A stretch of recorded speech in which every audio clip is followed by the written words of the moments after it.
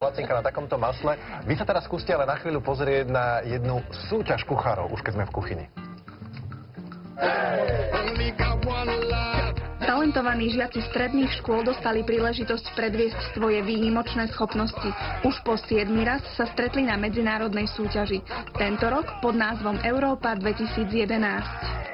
Stredná odborná škola na Pantoch 9 v Bratislave už tento rok zorganizovala 7. ročník medzinárodnej súťaže v odboroch kuchár, čašník, barman, cukrár, pracovník marketingu, blok obchod, obchodný pracovník a predavač. Tejto súťaže sa v tomto školskom roku zúčastnilo 23 škôl, prevažne zo Slovenska, ale samozrejme máme aj zahraničie. Bola tu škola Varšava, Krakov, Poľská republika, je to Zabok, Chorvátsko. V Českej republiky sme mali 3 družstvá, no a ostatné školy boli zo Slovenska. Víťazné trofeje však nie sú jediné, čo si súťažiaci z tohto podujatia odnášajú.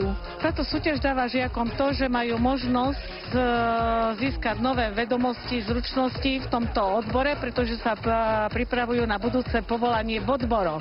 Taká istá možnosť je aj pre pedagogických pracovníkov, môžu nadviazať nové priateľstva. Tieto priateľstva môžu zúročiť na báze spolupráce stredných odborných škôl.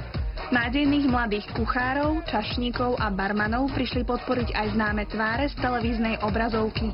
Už 7 rokov som garantom tejto súťaže, lebo ahojte, lebo Mária Katrňáková, riaditeľka, ahoj, dám ti podpis, riaditeľka tejto školy, je moja priateľka.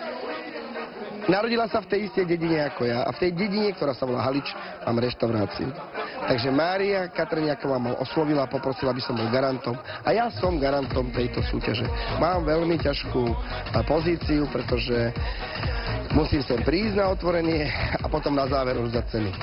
Ja si myslím, že toto je úžasná súťaž, ktorá produkuje úžasných šéf-kuchárov, čašníkov a deti zapálené pre túto prácu, pretože kde inde ako tu na Slovensku v takýchto školách môžeme vychovať personál, ktorý bude slušný, ktorý bude dobre variť, ktorý nás bude dobre obsluhovať a ktorý bude mať radi. Čiže to je o tom, o tej budúcnosti. Ja som veľmi rád, že som maskotom tohto všetko už po 4. rok. Ďakujem.